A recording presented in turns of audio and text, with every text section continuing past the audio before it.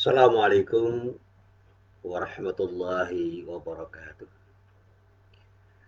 Alhamdulillah rabbil alamin wal aqibatu lil muttaqin. Asyhadu an la ilaha illallah wahdahu la syarikalah wa asyhadu anna Muhammadan abduhu wa rasuluh.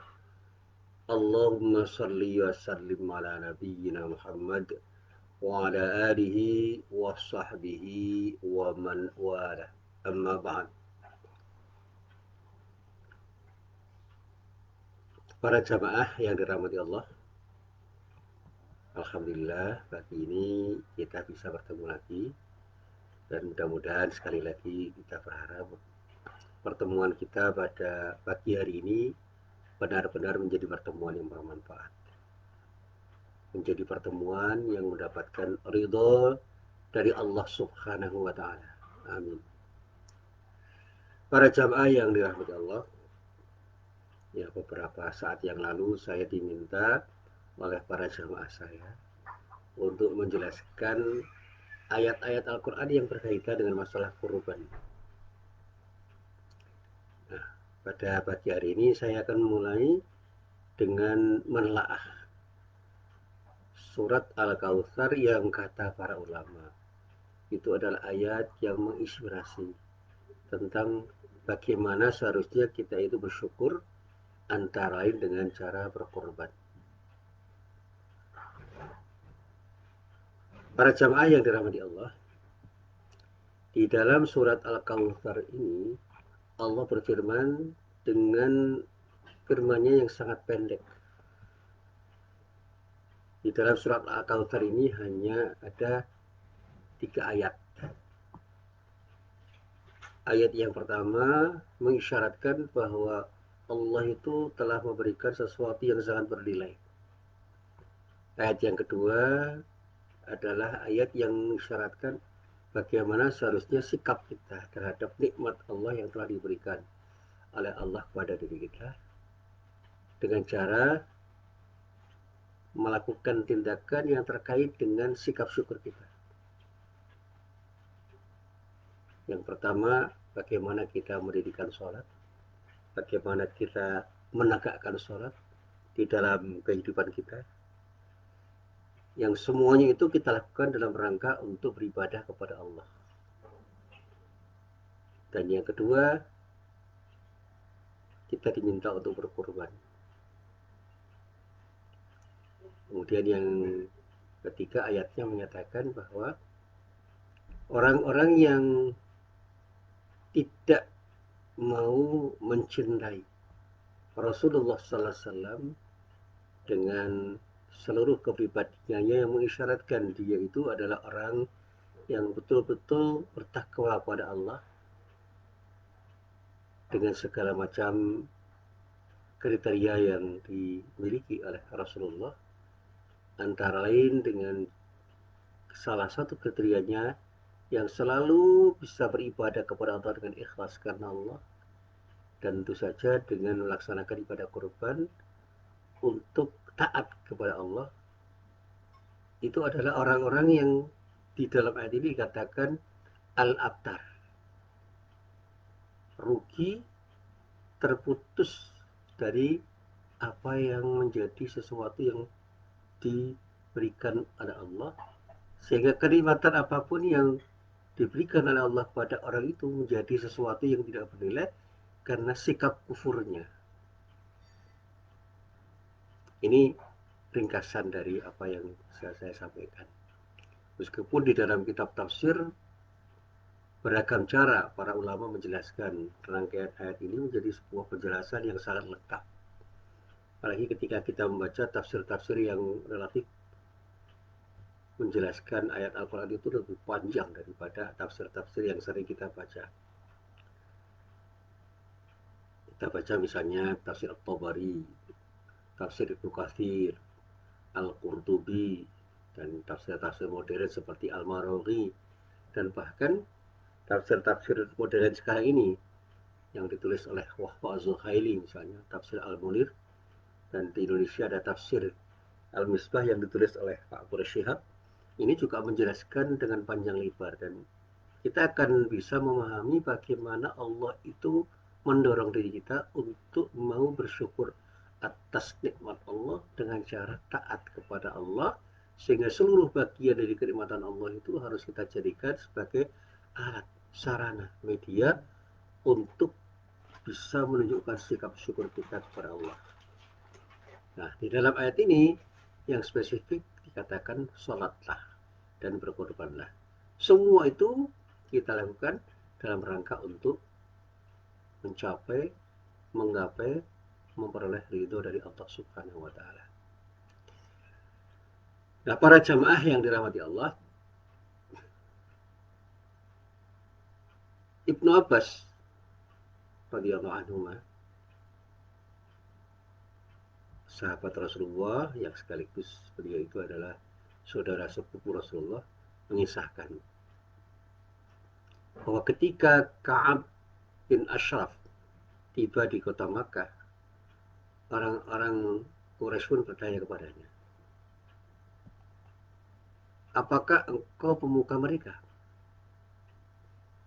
Tidakkah engkau melihat orang ini yang mengaku lebih baik daripada kami? Padahal kami adalah ahli haji, pengabdi Ka'bah, dan pemberi atau penyaji minuman. Nah, pada waktu itu Ka'ab berkata, kalian lebih baik darinya. Nah, dari peristiwa ini turunlah ayat, sesungguhnya kami telah memberikan kepadamu nikmat yang banyak.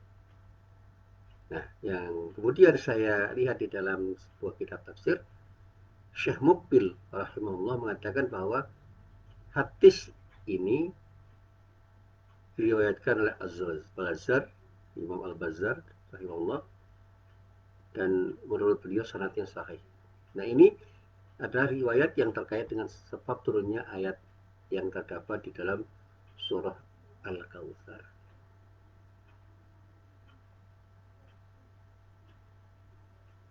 Dialog yang terjadi antara Ka'ab bin Ashraf dengan Ibnu Abbas yang kemudian melebar menjadi pertanyaan dari orang-orang Quraisy kepada Ka'ab bin Ashraf yang kemudian dilontarkan kepada Abdullah bin Abbas.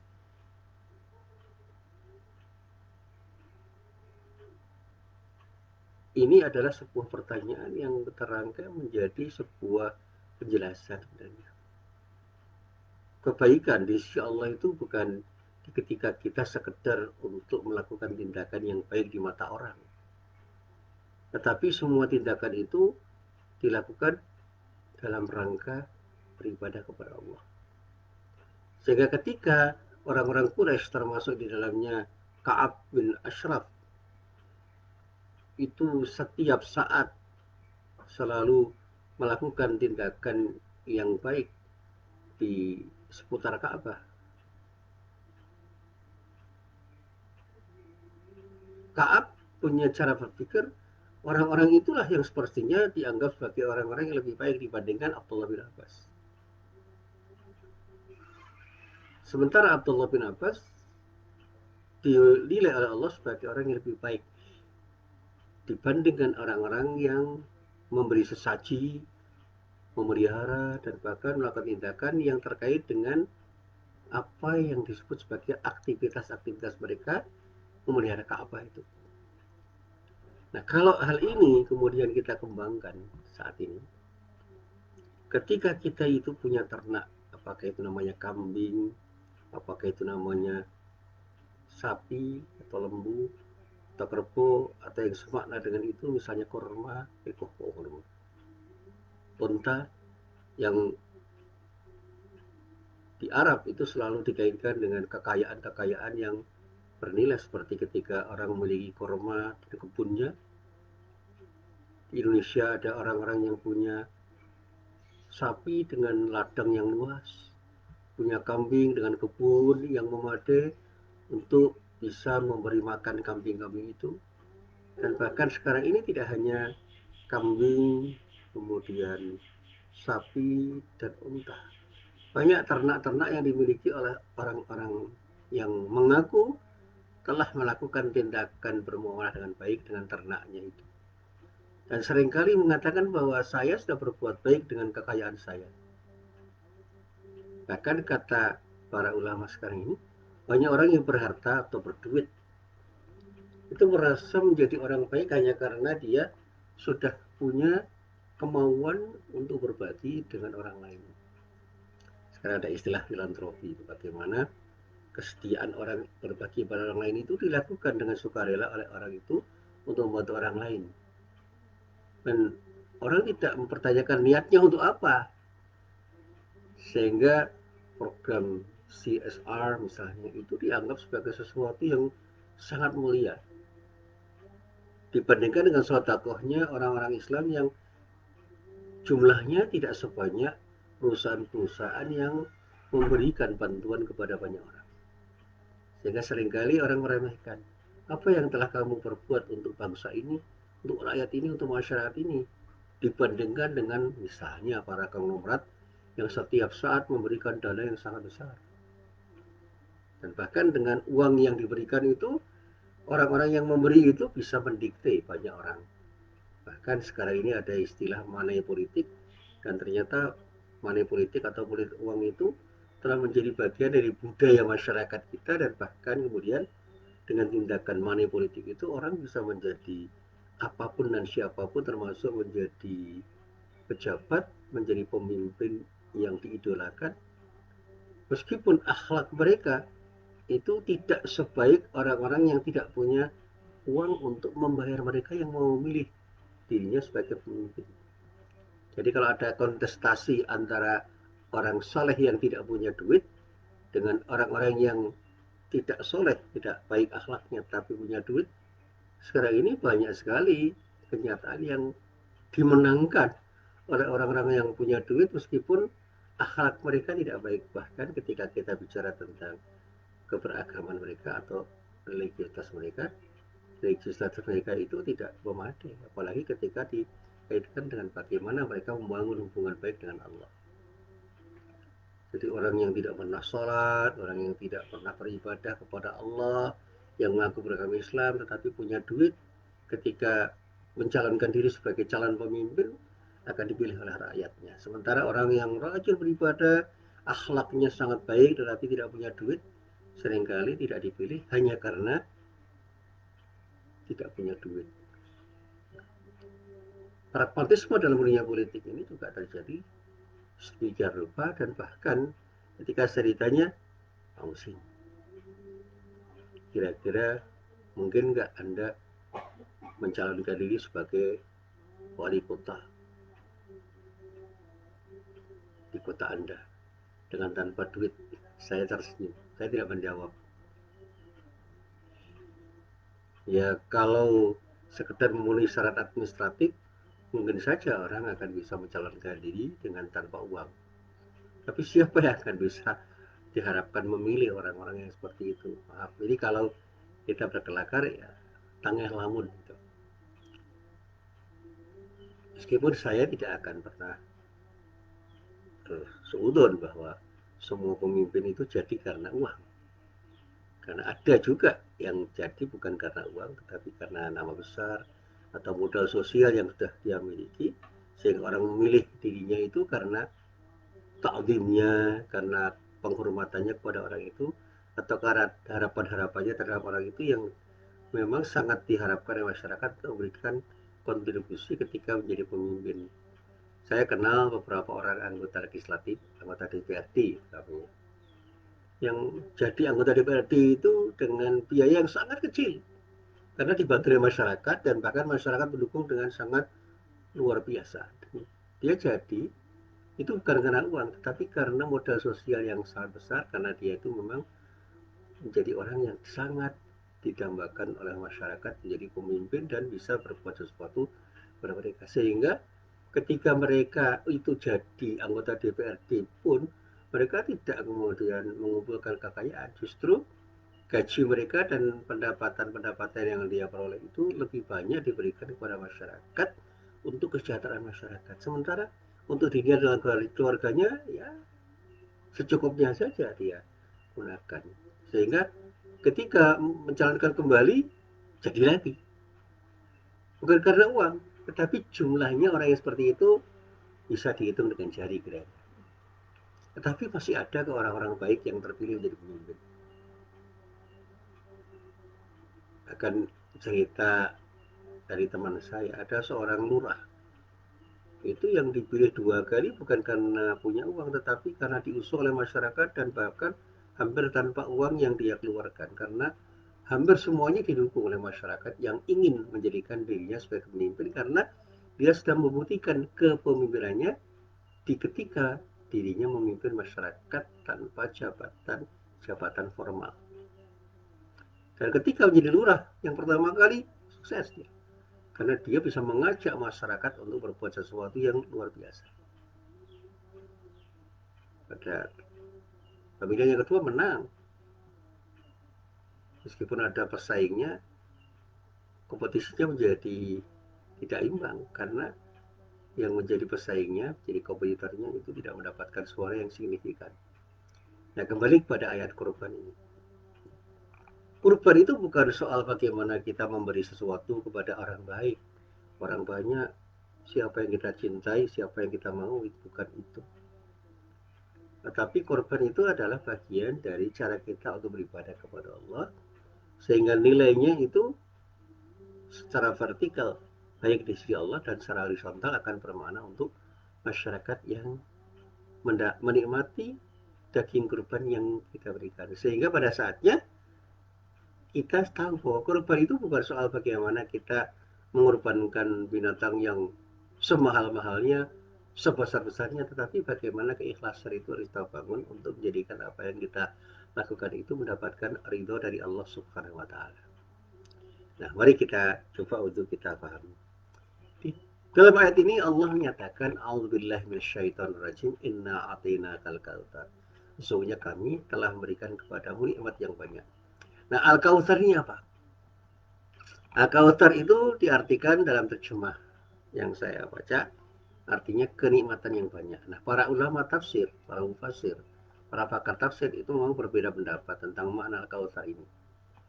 Yang pertama yang mula-mula saya pelajari, makna yang utama adalah sungai di dalam surga yang diberikan oleh Allah Subhanahu wa Ta'ala kepada Nabi Muhammad sallallahu alaihi wasallam. Kata para ulama, hal ini berdasarkan riwayat dari beberapa sahabat seperti Abdullah bin Umar radhiyallahu anhu, Abdullah bin Abbas radhiyallahu anhu, Anas bin Malik radhiyallahu anhu, dan juga Aisyah istri Rasulullah radhiyallahu anha, serta para tabi'in seperti Mujahid dan Abu Aliyah rahimahullah.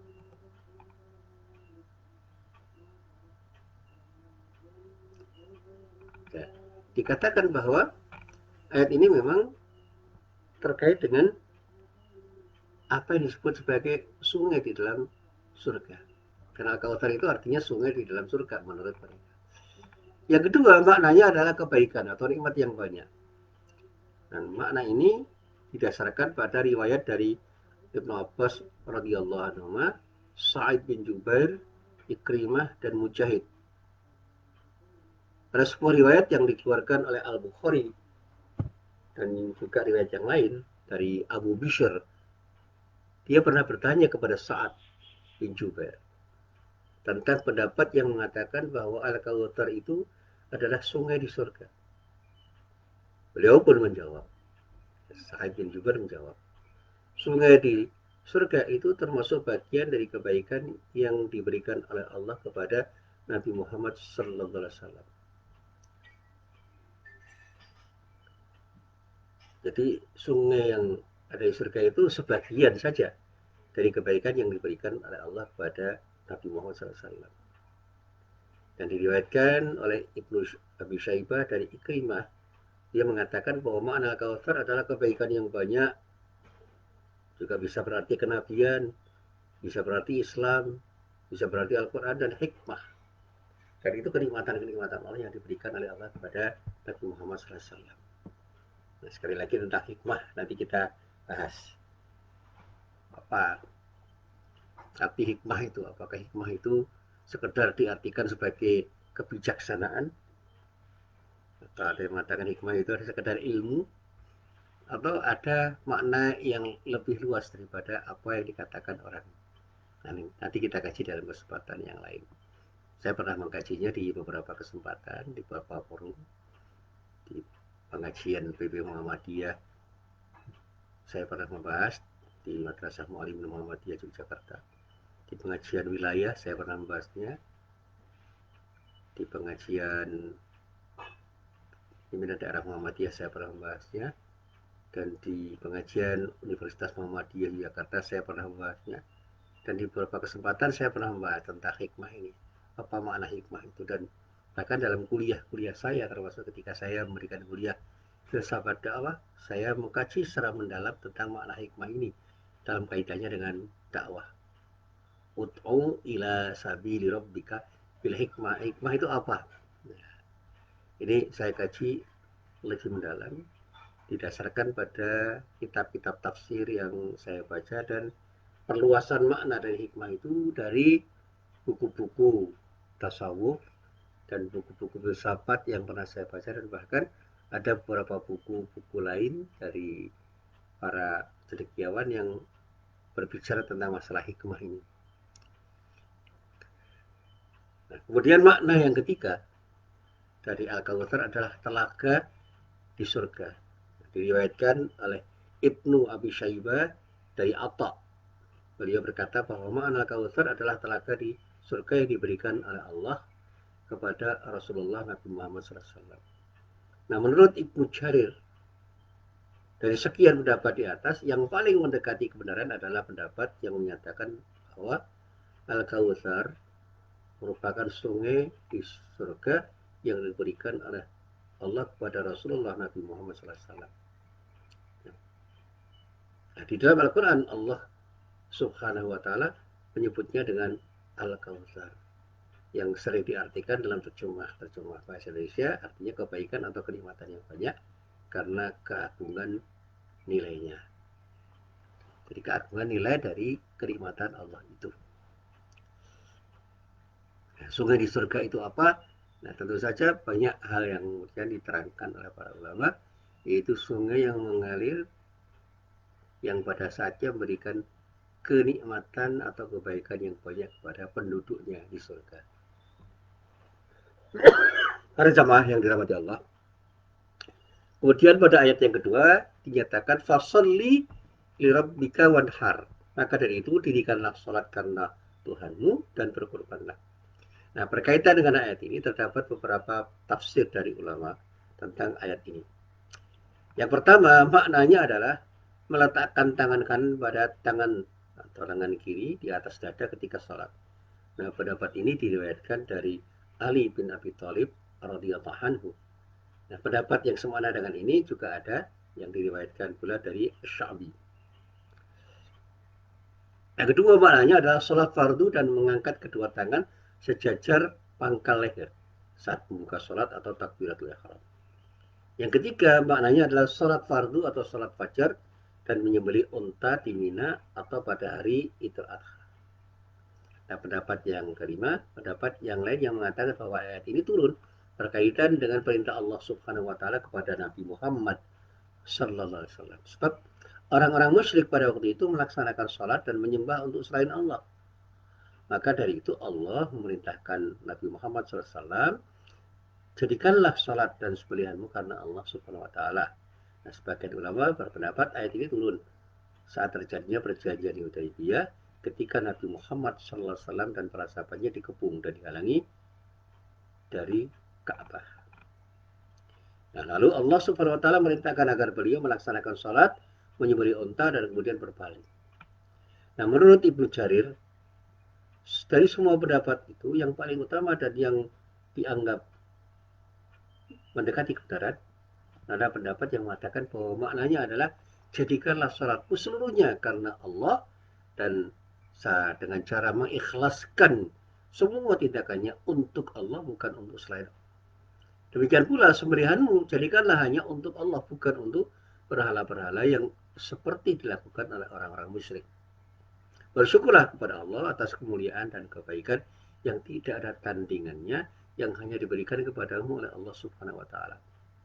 Akan kemudian Ibnu Jarir mengatakan dengan menguatkan pendapat yang seperti ini karena Allah telah memberitakan kepada Nabi Muhammad SAW tentang pemberian kemuliaan, kenikmatan yang tidak terkira, yang dengan kenikmatan, dengan kemuliaan, dengan pemberian itu Allah betul-betul tengah memuliakan Nabi Muhammad SAW. Sehingga dikatakan, sesungguhnya aku telah memberimu, wahai Muhammad, Al-Kautsar sebagai bentuk pemberian nikmat dan kemuliaan untukmu dari kami, maka dari itu ikhlaskanlah ibadahmu hanya untuk Allah, tunaikanlah sholat dan kurban hanya semata-mata untuk Allah Subhanahu wa taala, bukan untuk yang lain. Nah, di sini ibadah kurban itu harus dilakukan dengan ikhlas karena Allah. Kenapa hal ini selalu saya tekankan? Karena ada orang yang berkorban itu tidak semata-mata untuk Allah, tetapi untuk melakukan sesuatu yang diniatkan untuk dipuji orang. Ada sikap riak di dalam dirinya. Dan itu yang akan merusak keikhlasan orang ketika berkorban. Maka ketika saya ditanya, binatang korban yang terbaik itu seperti apa Pak Musid? Saya katakan, binatang korban yang kita korbankan hanya untuk Allah. Apakah kambing yang besar, sapi yang besar, itu keutamaan-keutamaan yang bisa kita raih. Kalau kita bisa berkorban yang besar, kenapa harus yang kecil? Dengan maksud untuk bisa dimanfaatkan oleh orang banyak. Tapi nilai dari korban itu bukan karena besar kecilnya, tapi sejauh mana keikhlasan itu terbangun ketika kita berkorban. Demikian juga ketika kita beribadah dengan ibadah-ibadah yang lain seperti sholat. Bukan soal banyak tidaknya sholat yang kita lakukan, termasuk ketika kita sholat sunnah. Tetapi nilainya akan terkait dengan keikhlasan kita ketika kita melaksanakan sholat itu. Sehingga ada kelakar.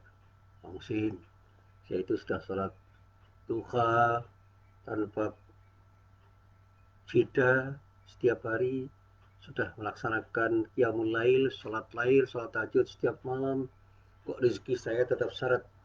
Apa yang salah? Saya katakan nggak ada yang salah dari sholat yang kita lakukan itu. Asal semua kita laksanakan dalam rangka untuk beribadah kepada Allah, semuanya benar.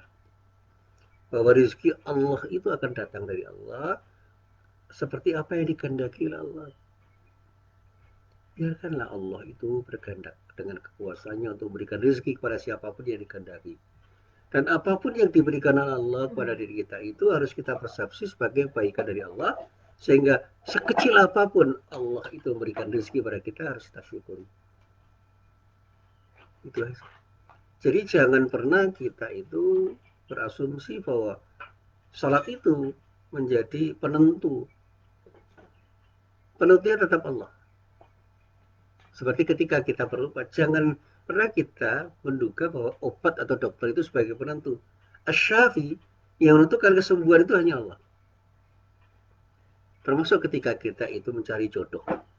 Seorang laki-laki ingin berjodoh dengan seorang perempuan yang dicintai, atau seorang perempuan berdoa untuk mendapatkan laki-laki sebagai jodohnya. Jangan pernah kita mendekati Allah, karena Allah yang paling tahu siapa yang terbaik untuk kita. Sehingga siapapun yang oleh Allah disandingkan untuk menjadi istri atau suami kita, kita syukuri. Kita asumsikan itu adalah kenikmatan yang terbaik dari Allah, dan itulah jodoh yang telah diberikan kepada kita, sehingga kita harus bersikap amanah untuk menjaganya agar semua yang kita lakukan itu mendapatkan ridho dari Allah Subhanahu wa taala. Termasuk ujian-ujian kehidupan, kita diberi anak, mendapatkan anak atau lahir anak-anak kita yang beragam karakternya, syukuri. Itu bagian dari kenikmatan Allah. Karena anak itu ada amanah dari Allah untuk kita didik dengan sebaik-baiknya. Nah, ketika kita sudah mendidik dengan sebaik-baiknya menurut asumsi kita, kok anak kita masih ada yang bandel, jangan pernah resah dan gelisah. Karena itu bagian dari ujian dari Allah yang pada saatnya harus kita sikapi dengan sikap sabar. Sikap sabar itulah yang akan mendatangkan kenikmatan, karena kita menjadi orang yang tenang di dalam menghadapi kehidupan karena sikap sabar itu. Nah, para jamaah yang dirahmati Allah, di dalam ayat terakhir dikatakan inna syani'aka huwal abtar. Sesungguhnya orang-orang yang membencimu, ya dialah yang terputus. Kata para ahli tafsir, maknanya adalah Orang-orang yang benci dan memusuhimu ya Muhammad, dialah orang-orang yang terputus, orang-orang yang rendah, orang-orang yang hina dan binasa. Nah, tentang siapa yang dimaksud oleh ayat ini, terjadi perbedaan pendapat di kalangan para ahli tafsir. Ada ahli tafsir yang mengatakan yang dimaksud adalah Al-As bin Wa'il. Ada pula yang menyatakan dia adalah orang yang bernama Uqbah bin Abi Mu'aid. Ada mufassir atau ahli tafsir yang lain yang mengatakan mereka adalah beberapa orang dari suku Quraisy. Bahkan Imam At-Tabari mengatakan yang benar, yang rajih, yang kuat menurut beliau adalah Allah mengabarkan bahwa orang yang membenci Rasulullah Nabi Muhammad SAW adalah orang-orang yang rendah, orang-orang yang hina, orang-orang yang terputus. Artinya rendah di sisi Allah, hina di sisi Allah, dan terputus dari nikmat-nikmat Allah Subhanahu wa Ta'ala, karena Allah tidak peduli terhadap orang-orang yang bersikap seperti itu.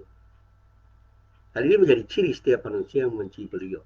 Meskipun ayat ini turun berkenaan dengan orang-orang tertentu, karena kita tidak boleh mengikatkan tafsir ayat ini hanya terkait dengan orang-orang yang menjadi sebab ayat-ayat turun, tetapi ada pesan moral di dalam ayat ini menurut At-Tabari, bahwa apa yang disampaikan oleh Allah itu adalah pesan moral kepada orang. Jangan pernah kau benci Rasulullah dengan sikap dan perilakunya. Cintailah Rasulullah dan beritibaklah.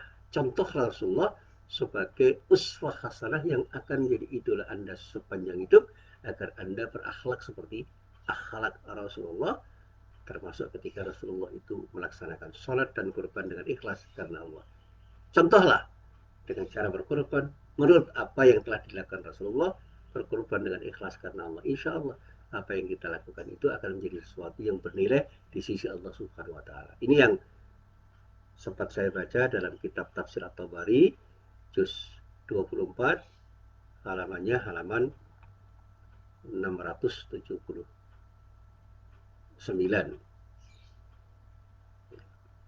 Dan pada saat saya membaca, saya mencoba untuk menelaah lebih panjang. Ternyata ada 18 halaman yang termuat di dalam tafsir surat Al-Kautsar itu, di dalam kitab Tafsir At-Tabari, yang menjelaskan dengan panjang lebar apa makna ayat-ayat yang terdapat di dalam surat Al-Kautsar ini. Yang intinya saya pahami bahwa ayat ini menekankan arti penting keikhlasan di dalam melaksanakan ibadah kepada Allah, termasuk di dalamnya ketika kita melaksanakan sholat dan kurban, sebagai wujud sikap syukur kita kepada Allah atas nikmat-nikmat Allah yang tidak terhingga yang telah diberikan Allah kepada diri kita. Dan siapa yang tidak bisa bersyukur atas nikmat Allah dengan melaksanakan sholat dan berkorban dengan ikhlas karena Allah seperti yang telah dilaksanakan Rasulullah Nabi Muhammad SAW, dia termasuk orang yang rugi dan terputus dari nikmat-nikmat Allah, meskipun secara fisik orang itu telah mendapatkan banyak hal dari Allah,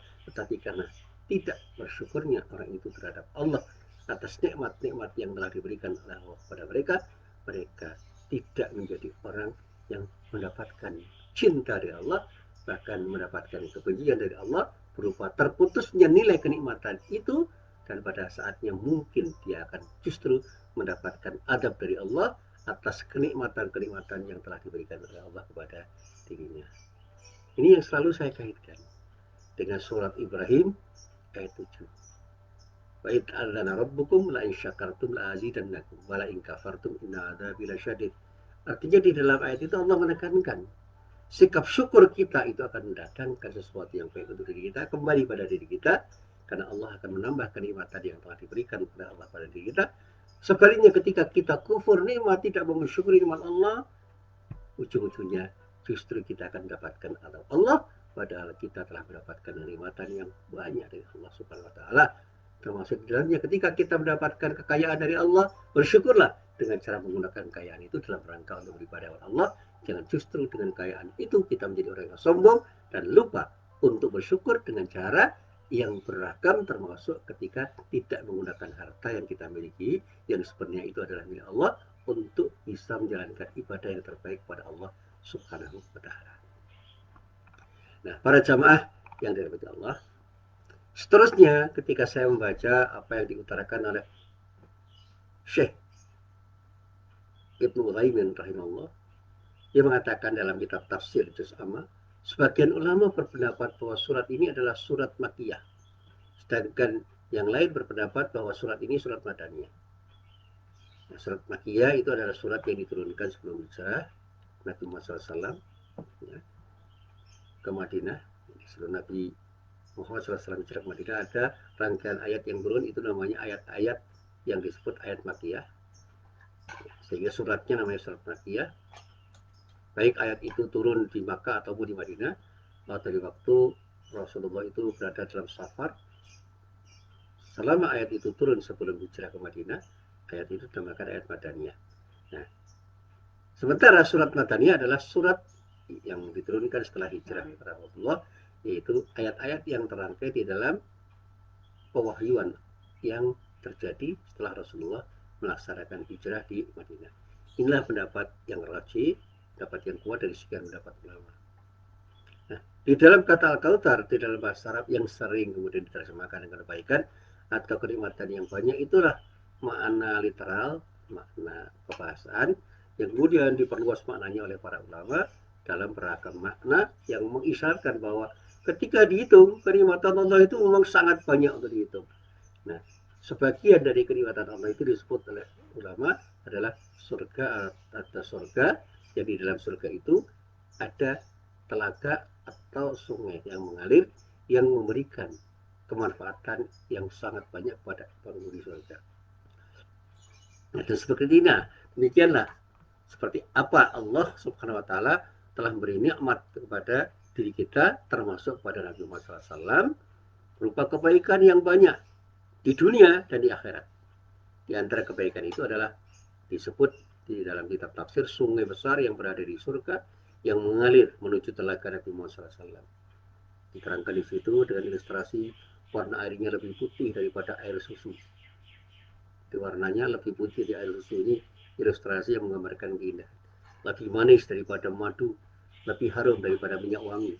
Telaga itu berada di tempat yang terbuka di hari kiamat. Orang-orang yang beriman dari umat Muhammad SAW akan mendatangi tempat itu. Jumlah cangkir dan keelokannya sebanyak gugusan dan keindahan bintang yang berada di langit. Barang siapa yang hidup di dunia menjalani Islam dengan sungguh-sungguh, dengan benar, di atas syariat Rasulullah, sesuai dengan tuntunan Rasulullah Nabi Muhammad SAW, di akhirat dia akan diizinkan mendatangi telaga itu. Sebaliknya, barang siapa menjalani agama itu dengan tidak di atas syariat yang benar, di akhirat akan dihalangi sehingga tidak bisa mendatangi telaga itu.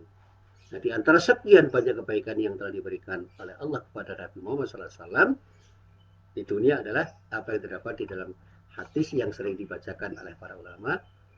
U'titu khamsan lam yu'tahunna ahadun qabli. Nusirtu birra'bi masirata syahrin. Wa ju'ilat liyal ardu masjidan wa tahuran. Fa ayyuma rajulin min ummati atrakathu salatu falyusalli. وأخلت لي المغانم ولم تخل لأحد قبلي وأطيعت الشفاعة وكان النبي يبعث إلى قومه خاصة وبعثت إلى الناس عامة. Nah, katakan wa kana Nabi sallallahu alaihi wasallam yub'atsu ila qaumi khassah wa bu'itsu ila nasi ammah. Ya. Di dalam hadis ini kalau kita terjemahkan, ya terjemahannya kita buat sederhana saja. Aku, kata Rasulullah, diberi 5 hal yang tidak diberikan kepada seorang nabi pun sebelumnya. Yang pertama, aku diberi kemenangan dengan sebab gentarnya musuh dari jarak perjalanan 1 bulan. Jadi ilustrasi betapa Rasulullah itu diberi kewibawaan yang luar biasa, bahkan ketika berperang pun musuhnya gentar dari jarak yang sangat jauh. Yang kedua, dijadikan bumi sebagai tempat sholat dan bersujud untukku. Maka siapapun laki-laki yang sampai kepadanya waktu sholat, hendaklah ia sholat. Yang ketiga, diberikan kepadaku syafaat. Yang keempat, dihalalkan untukku ghanimah. Dan yang kelima, dahulu para nabi diutus hanya kepada kaumnya, sedangkan aku diutus kepada seluruh umat manusia. Ini Di dalam hadis dikatakan yub'atsu ila qaumi khassatan. Siapa itu? Para nabi selain Nabi Muhammad SAW. Wa bu'itsu ila nasi ammatan. Dan aku diutus oleh Allah untuk manusia semuanya, seluruh umat manusia. Nah, para jamaah yang dirahmati Allah, di dalam rangkaian tafsir yang saya baca, surat Al-Ghafir itu mengisyaratkan Allah telah memberikan nikmat yang sangat banyak. Termasuk pada Nabi Muhammad SAW yang diutus oleh Allah pada seluruh manusia. Nah, pada saatnya kita harus tahu bahwa apapun kenikmatan yang telah Allah berikan kepada kita, itu harus kita sikapi dengan siap syukur. Termasuk di dalamnya ketika di hari raya Idul Adha, mari kita bersyukur dengan cara berkorban dalam rangka untuk mendapatkan ridha Allah, sehingga korban kita itu akan diterima oleh Allah karena keikhlasan kita di dalam berkorban. Dan pada saatnya insya Allah ketika kita melaksanakan korban itu karena Allah, Allah akan memberikan kenikmatan yang jauh lebih bernilai daripada kenikmatan yang telah kita terima dari Allah, karena inilah janji Allah pada kita untuk siapapun yang benar-benar bertakwa kepada Allah Subhanahu wa taala, antara lain dengan membangun ketakwaan kepada Allah dengan cara berkorban dengan ikhlas karena Allah. Inilah sekali lagi apa yang bisa saya sampaikan, mudah-mudahan bermanfaat.